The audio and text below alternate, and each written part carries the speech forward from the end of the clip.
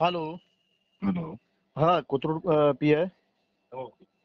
भाईसाहेब जाधव बोलतोय, बहुजन विमुक्ती आंतरराष्ट्रीय अध्यक्ष बोलतोय. बोला बोला साहेब.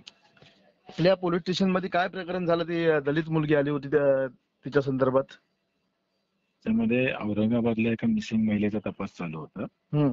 Aurangabad police station Sambhajinagar. पुण्यामध्ये तपास चालू होता आणि त्यांनी जे सिग्नलचा मोबाईल दिलेलं होतं त्या अनुषंगाने पुण्यातील त्यांच्यावर तपास चालू होते.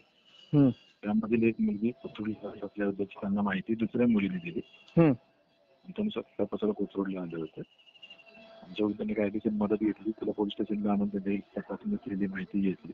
त्यांनी ती जी हरवलेली महिला आहे ती मुंडवा इथं असल्याचं सांगितलं. त्यांना ती मुलगी मुंडवा इथे मिळून आलेली. आमचे चव्हाण म्हणून महिला आहेत, तर त्यांच्याकडे त्यांनी चौकशी केली औरंगाबाद पोलिसांनी. तर त्यांनी आमच्याकडे ऍप्लिकेशन दिलेले. त्यांना सदरच्या ह्याच्यामध्ये मारहाणाने शिवीगाळ झाली, त्याच्याप्रमाणे हॅरेसमेंट झाली. तर त्या अनुषंगाने त्यांनी ऍप्लिकेशन दिलेलं आहे.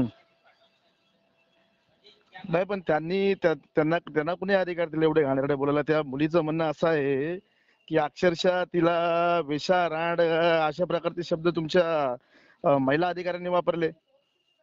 त्याबद्दल सीपी ऑफिसला पण आलेलं आहे, मॅडम पण आहेत, त्या महिला पण आलेल्या आहेत, त्या चव्हाण आहेत, जम्मूपाले त्या पण आले नाही सीपी ऑफिसलाच. मी थोड्याने करू फोन? नाही, तुम्ही थोड्या वेळाने कॉल करा, पण याचा असं अर्थ समजू नका की ती पोरगी एकटी आहे म्हणून. हॅलो. हॅलो. बोलो, असं समजू नका की ती मुलगी एकटी आहे आणि तुम्ही लोक तिच्यावरती दबाव टाकून तिला काही बोलाल, काही करून घ्याल.